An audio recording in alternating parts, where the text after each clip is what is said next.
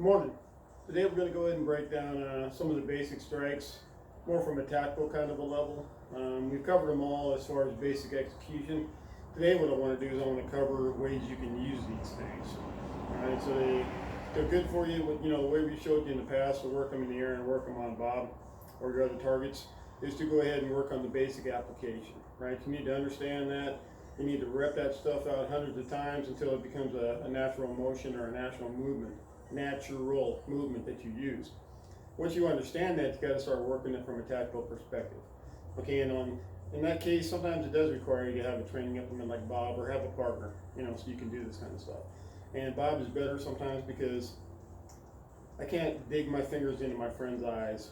Even with safety goggles and things like that, I can't get the feedback that I need. So here I can dig into his eyes, I can tear into him, I can hit him with enough force to where I know I'm doing a realistic application of the technique. So things we need to think about. We're going to focus on just the finger jab today. Finger attacks come in a wide variety. We can work on, just a finger poke. We can work on jamming those fingers in. What I mean by the poke is we just basically not hitting the eye real hard. We're not trying to poke our finger through his eyeball. We're just trying to hit it. We're trying to scratch the cornea. I've heard it said in many different ways. Honestly, people get really freaked out by thinking of attacking the eyes. But if I just do a light scratch or touch that cornea, I can create a reaction, and it's probably one of the most main things I can do. If I look in terms of violence, a quick little finger jab to the eye that scratches the cornea versus the right hand to the jaw that breaks his jaw and puts him in a faced cast for 2 weeks or something like that. A wired up jaw versus a quick reaction and recovery, because really a lot of times all I'm looking for is an opportunity to retreat. I may give him one extra one to keep him out of there, but we'll talk about that in a minute. Okay, so a lot of your application of your strikes is being able to use your distance. Okay, so for Bob, from this perspective, I may be to the point where I'm touching now. The interception I may do will be to keep him from doing his neck movement, but I'm already to him. I can already reach him. Now again, if I'm at this distance where I can't reach him, I can very easily put this strike into him by just extending the range of the strike with no motion, no stepping or anything, just slightly by turning out my back foot. And if you notice, I can't reach him here, but I can now very easily by doing no more than rotating my shoulder. Now a lot of times, if you can see my feet, I think you probably can. By rotating my shoulder, a lot of times in that shoulder rotation we'll start to get a little binding in our hips, depending upon the spacing of our feet. But as I start to get that hip binding, if I just allow that up on the ball of my rear foot, allow that foot to turn out, that makes that shoulder rotation very, very smooth. All right. So the reach that I have, or the lack of reach that I have now, is compensated for by just the rotation of the rear foot and no binding in the hips at that point.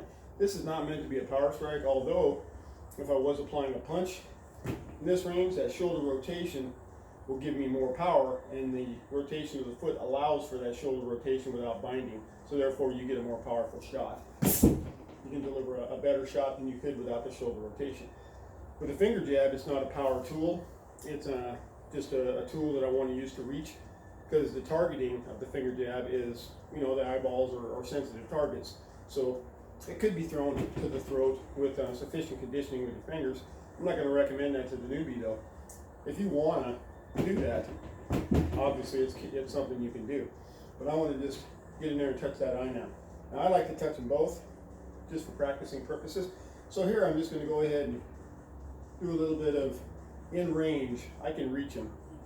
Again, we've talked about the ranges. Long ranges where I can't reach him with my hands, but I can reach him with my feet. Medium range, I can reach him with my hands. Close range, I can reach him with an elbow. That's the way I break it down.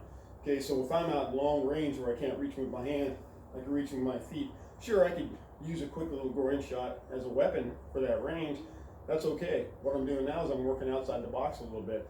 I'm saying, let me use a striking tool in a kicking range. All right? So I'm out here in kicking range. Sure, I could do that. Sure, I could do that. I could do all those things together. Okay, kick him and then punch him with a simple shuffle. I'm in striking range now. what if I want to go ahead and use it from kicking range? I strike, and then shuffle in with my shot.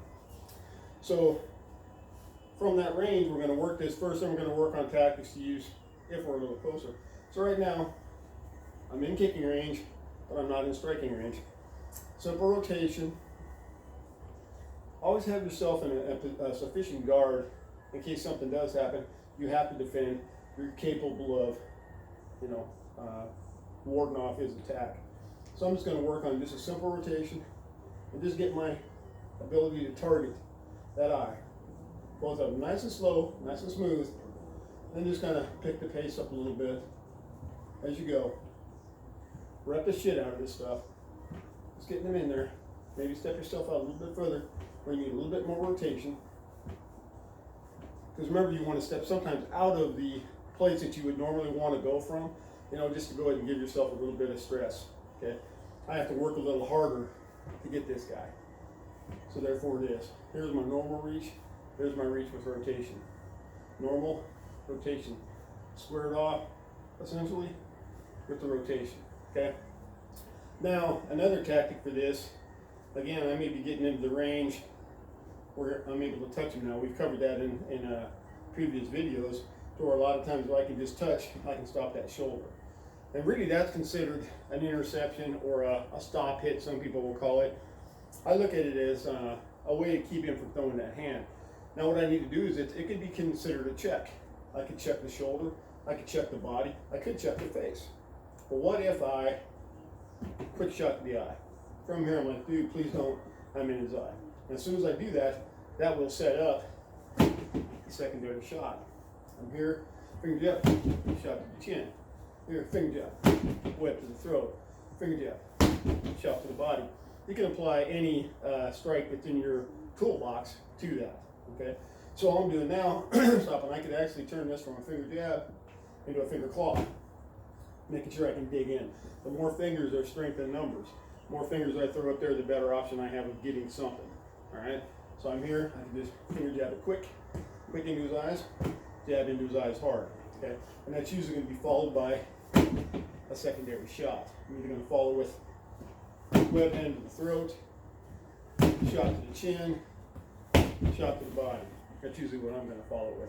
So again, tactically thinking, if I'm out of range, I can still apply my finger jab.